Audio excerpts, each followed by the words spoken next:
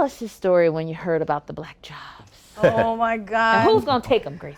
He was talking about immigrants when he brought up the thing about black jobs. It's not the first time that he's done that. He did that when he was president, when we were negotiating an immigration bill, and he ended up tanking it when he called people from shithole countries, if y'all remember when he was talking about black immigrants. So if it wasn't so vile, it almost would be boring, because it's like the tactic and the strategy that the fascist, white nationalist people have been driving. This lie that there's a great replacement theory. But people have been, someone said earlier, there's always a sliver of truth. The real talk is that black people, immigrants, AAPI folks, Latinos, Mexicans, some of the time there's a lot of like xenophobia in our own communities. Absolutely. A lot of anti-blackness. I can speak from the Latino community that sort of like shows up when we're at the most stressed out. And he was talking to that emotion of people feeling like, yeah, the only way to survive is to get 3 jobs that I have to wake up to at 5 a.m. and go to sleep at 10 p.m. or even longer. So I felt so affirmed about the work that we're doing to build a black-led multiracial coalition that is gonna surpass this particular moment. I think it's important to talk about the black jobs, to talk about that we need just better jobs for everybody, that it's like the billionaires that are making all of the profit in this moment when black people, black women, immigrants are shouldering the brunt of the moment. And this piece about the economy, about the role of immigrants in holding up the US through the pandemic, the role of black women, black people in doing that, that's the generational work that we're gonna have to do. And it's important for us to name, he was using it to divide us. Yes, we're gonna build, and I'm committed to build like a black-led.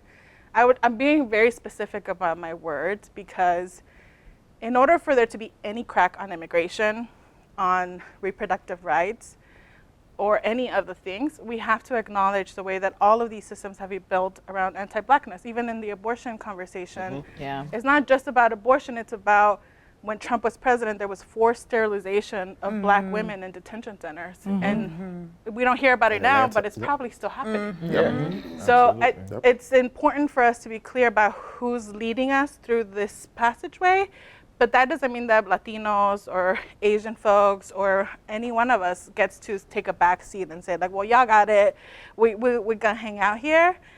Part of our job is to be able to build independent political power and ultimately build interdependent thriving.